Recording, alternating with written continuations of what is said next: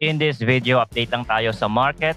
Meron tayong another positive development sa crypto world, ang pagkaka-approve ng in-kind creations and redemption sa crypto ETPs. Ang impact nito more on sa mga institutional investors pero magdadala din yun ng positive sentiment sa market. I-check din natin ang sinasabi ng ibang mga analyst sa current price action ni BTC at kung interesado kayo sa ganitong mga content, token reviews, crypto news, anything related to crypto, make sure to subscribe and hit the notification bell. Simulan natin sa pinakamainit. Opisyal nang in-announce ng US Securities and Exchange Commission sa Amerika na pinapayagan na ang in-kind creation at redemption para sa cryptocurrency exchange traded products. Ibig sabihin, ang mga authorized participants or AP ay pwede nang magdala ng Bitcoin o Ether kapalit ng bagong shares at kapag nagre-redeem, matatanggap nila ang mismong crypto, hindi cash. Ayon kay SEC Chair Paul Atkins, less costly and more efficient ang bagong rule set. At yan ang inaasahan nating epekto kasi tinatanggal nito ang forced buying or selling sa open market na kadalasang nagpapamahal sa execution. Dagdag ni Jamie Selway mula sa Division of Trading and Markets, ang in-kind mechanism ay nagdadala ng flexibility at cost savings para sa issuers,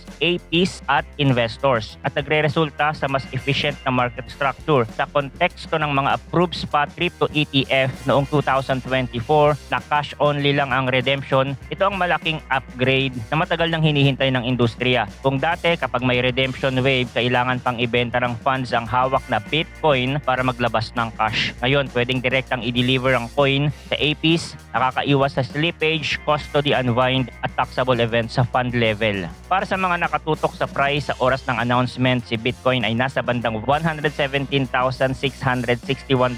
Ang mahalaga dito ay hindi ang eksaktong tick, kundi ang structural unlock na kayang bawasan ng tracking error at operational drag ng mga ETP. Hindi lang regulation ang gumagalaw, may momentum din sa policy at sa mismong capital na pumapasok sa spot products. Nung una silang nag-green light ng spot Bitcoin Ethereum ETF noong 2024, cash nga lang ang pinayagan. Simula noon, unti-unting lumipat ang tune, maging si Commissioner Hester Pierce sa isang Bitcoin Policy Institute event kamakailan ay umamin na may lumalaking interest sa in-kind redemption. Sa mas malawak na konteksto, malinaw ang shift pro-crypto policy tailwinds dahil sa pagtulak ng Administrasyong Trump na sumuporta sa paglago ng sektor. Ang mga ganitong magagandang policy, makakatulong yan para mas dumami ang mag-invest sa mga crypto ETF, which is good for liquidity at kapag mas maraming demand, then alam na natin ang resulta, price appreciation. Dagdag pa rito, pumasa kamakailan ang tatlong mahahalagang crypto-related na panukala sa US Congress tungkol sa market structure stablecoin at pagpigil sa surveillance-oriented na central bank digital currency. Sa gitna ng policy tailwind na yan, hindi nakapagtataka na nag-register ang US spot Bitcoin ETF ng 12-day inflow streak na may kabuuang $6.6 billion na dagdag na assets. Sa kabuuan, hawak na ngayon ng US Bitcoin ETF ang higit sa 1.298 million BTC na tinatayang mahigit $152.1 billion ang halaga. Kasabay nito, mabilis na pumalo ang Ether side. Ang BlackRock iShares Ethereum ETF ay nakalagpas na sa $10 billion na asset sa loob lamang ng 251 days. Pangatlong pinakamabilis na fund na nakarating sa milestone na iyon sa kasaysayan ng industriya. Ang tanong, paano nito itutulak ang price ni BTC? Ang diretsong sagot mula sa mga analyst, kailangan munang manalo si Bitcoin sa technical na labanan sa pagitan ng $119 hanggang $120,500.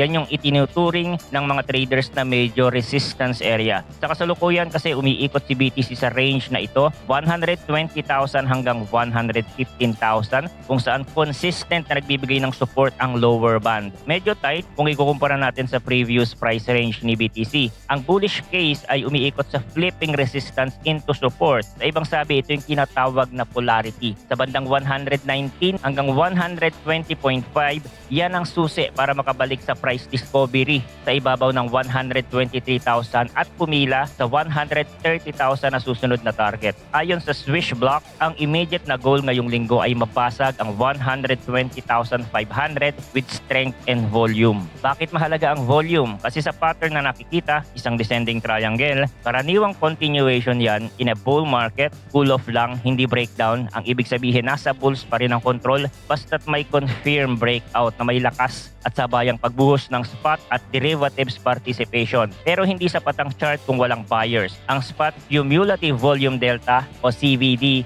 ay malinaw na nagpapakita ng net selling sa exchange nitong mga nakaraang araw. Pero may magandang balita, mula negative 243.3 million, gumanda na ito sa negative 111.3 million ayon sa Glassnode Weekly Market Impulse. It means lumiliit ang sell side dominance at tumataas ang buy side interest. Senyales ito ng renewed accumulation classic buy the dip behavior matapos ang correction. Dagdag dito, bahagyang humina ang spot trading volume mula $9.2 billion pababa sa $8.6 billion sa nakaraang linggo. Hindi man dramatic indikasyon ito na maraming participants ang nasa wait and see mode. Mababa ang conviction para mag-all in sa buy o sa sell. Ang kailangan para umarangkada, uptick sa spot volume na sasabay sa in-kind infrastructure ng ETPs at momentum ng inflow. Kapag nag-alay ng tatlong yan, mas malakas ang tsansang maputol ang consolidation at pagtuloy-tuloy ang rally. Habang humahataw ang markets, may bago ring legislative angle na pwedeng mag-iba ng credit landscape sa Amerika. Inilabas ni Senator Cynthia Lummis ang tinatawag na 21st Century Mortgage Act, isang panukalang batas na magko-codify ng order ng Federal Housing Finance Agency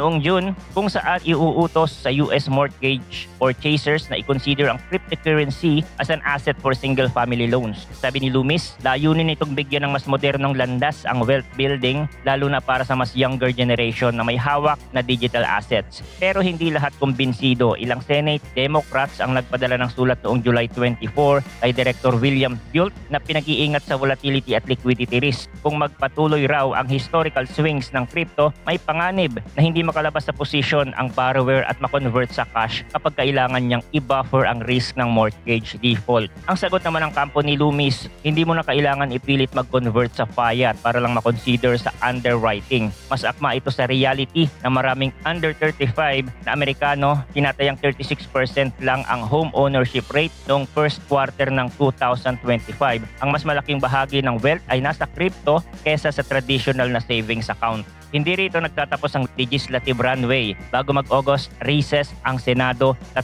crypto bills ang nakapila bukod sa Mortgage Act, kasamang Senate counterpart para sa digital asset market structure at isang panukala para pagbawalan ng Federal Reserve na maglunsad ng central bank digital currency, ang Anti-CBDC Act na nakalusot na sa House nitong July. Sa mababang kapulungan, maaga nang nag-recess ang House pero nakapaglatag na rin si Representative Nancy Mace ng American Homeowner Crypto Modernization Act noong July 14 na mag-oobliga sa mortgage lenders na i-consider ang value ng digital asset sa brokerage accounts bilang bahagi ng mortgage credit evaluation. Sa labas ng Amerika, may mga pribadong kumpanya na ring sumusubok. Noong July, inanunsyo ng Australia-based block earner na maglulunsad sila ng Bitcoin-backed mortgage matapos magdesisyon ang Federal Court of Australia na ang kanilang crypto lending products ay hindi sakop bilang financial products sa ilalim ng Corporation Act. Isang legal na signal na nagbibigay sa kanila ng space para mag-innovate sa loan design gamit ang on-chain collateral. So yun lang ang crypto update natin for today. Thanks for watching again. Good luck and see you on the next video.